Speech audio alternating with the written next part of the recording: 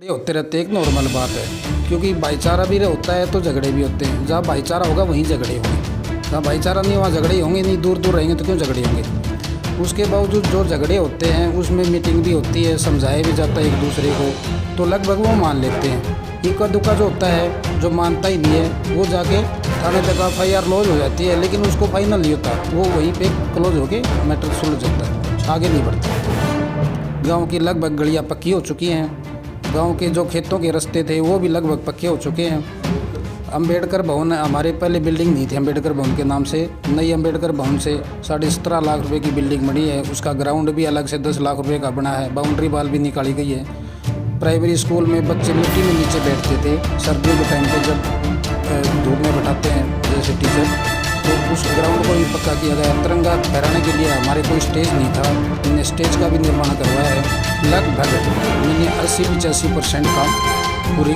कर दिए हैं और बाकी अभी भी मेरे काम रनिंग में है।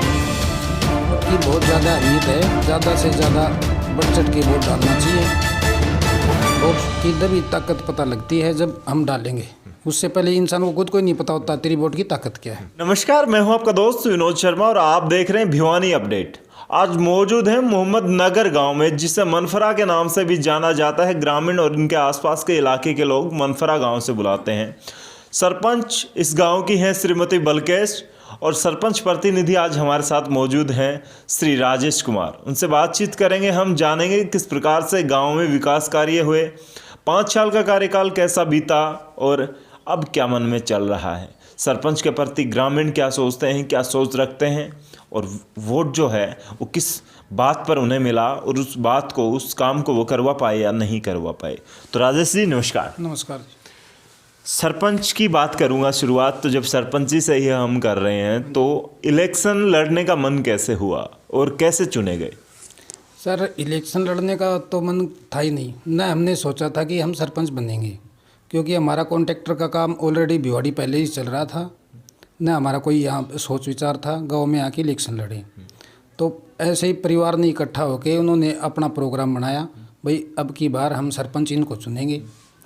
सारा परिवार इकट्ठा होके, उसके बावजूद हमारे पास भिवाड़ी गए, हमसे मिले, बातचीत की। उसके बाद में हमने भी थोड़ा ये कहा, भाई पूरा परिवार कह रहा है तो मना भी नहीं कर सकते। उसके बाद में हमने इलेक्शन की तैयारी की। अच्छा, जब बात करूंगा इलेक्शन लड़ा, जीते, तो अपोजिशन भी होता है, आपके विपक्ष में भी पार्टी चुनाव लड़ती है, एक ग्रुप होता है वो भी अलग। जब आप काम करने निकलते हैं तो कितनी सहायता मिलती है उनकी तरफ से, या फिर लेग पुलिंग का काम होता है। नहीं, जो सामने अपोजिट पार्टी होती है वो तो हमें सहायता क्यों देगी, क्योंकि वो अपना खुद का मेजोरिटी बनाने की कोशिश करती है। जब सहायता देगा तो अपना परिवार देगा, हमारे साथ जो वोटर लगे हुए वो सहायता देंगे। और सामने किसी के वोट के लिए जाते हैं या रिक्वेस्ट करते हैं तो वो सामने वाला तो किसी को मना ही नहीं करता, दोनों पार्टियों को ये कहता है हम आपके भी देंगे आपके देंगे। लेकिन जो क्या है, वोटर की वो भावना से पता लग जाता है ये किसका वोटर है किसका नहीं है। तो हमें इलेक्शन डिक्लेयर होने से पहले ही पता लग गया था हम कितने वोटों से जीत हासिल कर चुके हैं। अच्छा, तो जो आंकड़ा रहा वो वैसा ही रहा। और कितने वोट गांव में, टोटल पॉपुलेशन की बात करूंगा, वोट कितने हैं, कितने पोल होते हैं और आपको कितने वोट मिले, कितने अंतर से जीत हुई। ये हमारे वोटों की पॉपुलेशन है, अब की बार 485 कुछ रहा है। तो हमारे लगभग 99% 98% पोलिंग करते हैं। उसके बावजूद जो हमारी जीत दर्ज हुई वो 21 वोटों से जीत हासिल हुई, मतों से। अच्छा, मैं राजेश जी जानना चाहूँगा, कुछ 2-4 दिन पहले वोटर्स डे मनाया गया, वोट की कितनी अहमियत है, क्योंकि आपने तो देखा है कि 21 वोट, अगर 21 लोग वोट नहीं डालते तो आप हार जाते। बिल्कुल। तो वोट की कितनी अहमियत है और लोगों को क्या कहेंगे वोट डालने के लिए। वोट की बहुत ज़्यादा अहमियत है, ज़्यादा से ज़्यादा बढ़ चढ़ के वोट डालना चाहिए। वोट की तभी ताकत पता लगती है जब हम डालेंगे, उससे पहले इंसान को खुद को ही नहीं पता होता तेरी वोट की ताकत क्या है।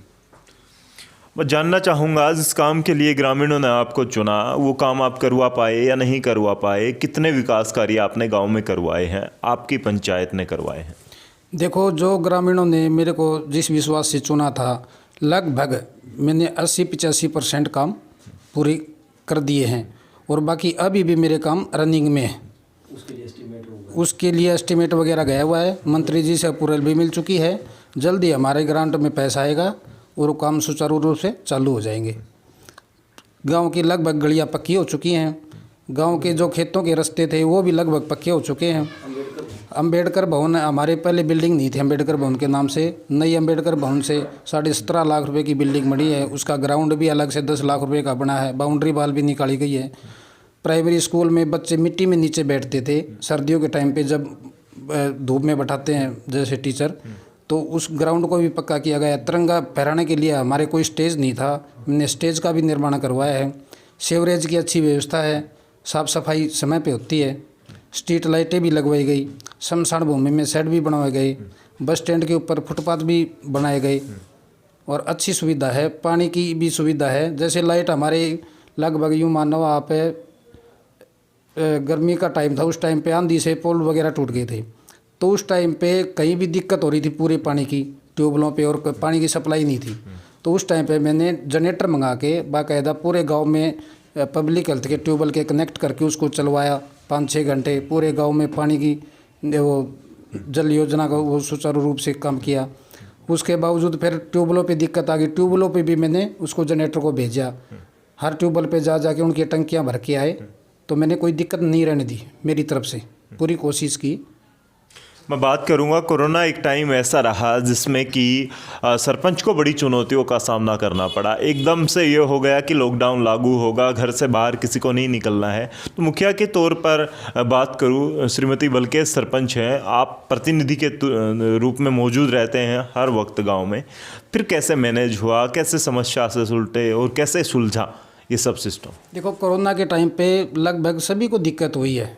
इस घड़ी के अंदर कोई भी व्यक्ति, चाहे सरपंच हो चाहे आम नागरिक हो, लेकिन सरपंच की एक चुनौती बन जाती है। उसका सामना करे या समाज को जागरूक करे, तो हमें सैनिटाइज़र वगैरह, मास्क वगैरह हमने खरीदे, वो वितरित किए, गांव-गांव में सबको जागरूक भी किया। उसके बावजूद क्या हुआ, कोरोना का कार्यकाल चल रहा था। जो डिपो होल्डर है हमारा डिघाव मंडी पड़ता है, तो उसमें जो गरीब लोग हैं वहाँ आना जाना बंद था, ग्रुप बना के आ सकते थे नहीं। तो उसमें मैंने एक काम किया, डिपो होल्डर से बात करके, भी कोरोना का काल चल रहा है, उसमें ये गरीब बंदे नहीं आ सकते, बीपीएल कार्ड के जो भी हैं। तो मैंने क्या किया, मैंने अपना गांव से ट्रैक्टर लिया, सभी उसका अनाज उसके अंदर डाला और डिपो को साथ बैठाया। तो मैंने घर घर जाके उनका अनाज वितरित करवाया। जो भी था मैंने उसको सुचारू रूप से किया। लेकिन जैसे आपने निभाया इस कर्तव्य को, क्योंकि एक सरपंच जब मुखिया होता है तो उसे संभालना होता है हर एक ग्रामीण को, हर एक उस गांव में रहने वाले इंसान को, व्यक्ति को। जैसे आपने कोरोना काल में उनकी समस्या समझी कि जब गरीबों का राशन आता है तो उसे गरीब तक पहुंचाने के लिए कैसे पहुंचाया जाएगा, कैसे मैनेज किया जाएगा, ये सब आपने किया। तो गाँव वाले कैसी बातचीत करते हैं कि सरपंच समझदार है, सरपंच हमारी दिक्कतें समझता है, सरपंच हमारे लिए अच्छा कर रहा है, कैसी बातचीत करते हैं? नहीं, ग्रामीण तो बहुत खुश हुए इस बात को लेके। हमें वहाँ इतनी दूर जाना पड़ता था, दिक्कत होती थी, और कोरोना के टाइम पे इकट्ठे भी नहीं होते थे, पुलिस वाले होने नहीं देते थे। तो उनको ये भी भय रहता था कभी हमारे पुलिस वाले पिटाई करे या और करे। तो उसके बावजूद भी कोरोना काल ख़त्म हुआ, तब भी ये महसूस कर रहे थे पहले की तरह ही राशन गाँव में आके क्यों न बंटने लगे। अच्छा, देखो वो संतुष्ट है, अच्छा काम हुआ है कि गाँव घर घर जाके राशन बटा।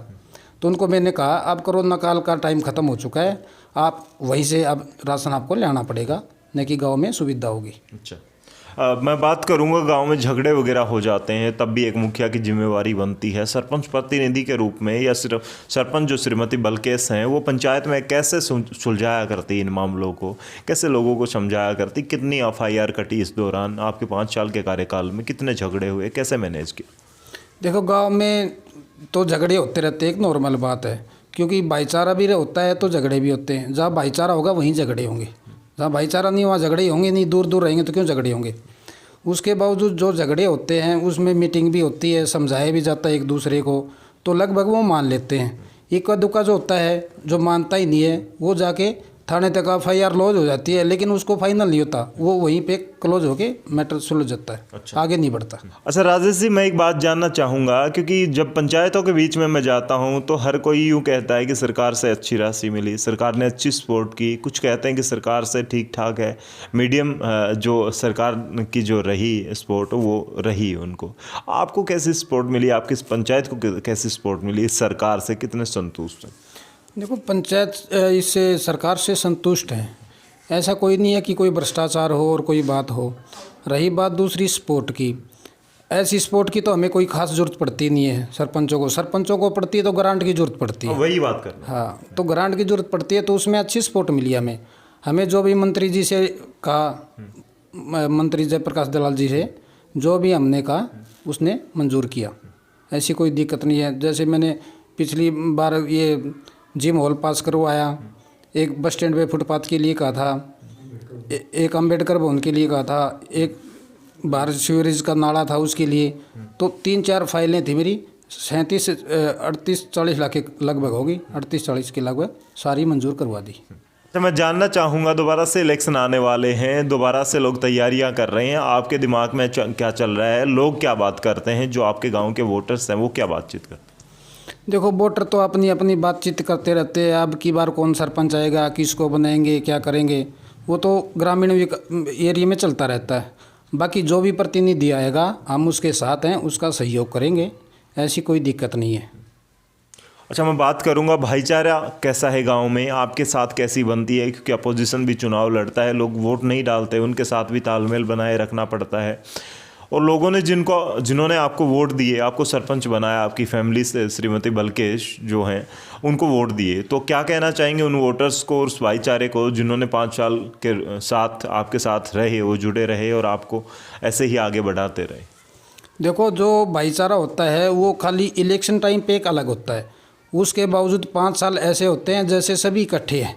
हमने ठीक है वोटिंग डाल के इलेक्शन लड़ा, सामने अपोजिट पार्टी थी, लेकिन हमने कभी भी ऐसा फ़र्क महसूस नहीं किया कि ये अपोजिट वाले हैं, हमने इनका विकास कार्य नहीं करना, या हमारे हैं हमें इनका करना है। मैंने अपोजिशन की भी काम किए हैं, हमारी पार्टी वाले ये भी कहते हैं आप अपोजिशन के काम ज़्यादा करते हो, अपने काम ज़्यादा नहीं करते। मैंने उनको ये कहा मैं सबको बराबर लेके चल रहा हूँ, मैं अपना और पराया फ़र्क नहीं महसूस कर रहा, क्योंकि अब मैं सरपंच हूँ, पूरे गांव का सरपंच हूँ, न कि एक परिवार का। तो मेरा फ़र्ज़ है कि पूरे गांव को एक साथ लेके चलूँ, विपक्ष और पक्ष को न छोड़ के सबको इकट्ठा लेके चलें कि अब जो इलेक्शन का टाइम था वो जा चुका है, अब भाईचारे का काम है सबके विकास कार्यों को दूर करें।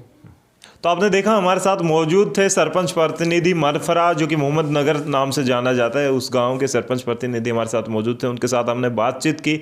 आपको कैसी लगी ये बातचीत हमें कमेंट बॉक्स में जरूर बताइएगा। इस गांव के ग्रामीण अगर इस वीडियो को देख रहे हैं तो वो जरूर लिखें कमेंट्स में कि सरपंच ने जो बताया है वो विकास कार्य गाँव में हुए हैं नहीं हुए हैं, कितने संतुष्ट हैं आप इनके द्वारा करवाए गए कार्यों से। हमें कमेंट्स बॉक्स में अपनी राय जरूर दें, और वीडियो अगर पसंद आई हो तो इसको लाइक करके शेयर कीजिएगा। हमारे चैनल से ऐसी ही अपडेट के लिए जुड़े रहिएगा, यूट्यूब पर सब्सक्राइब करके और फेसबुक पर फॉलो करके।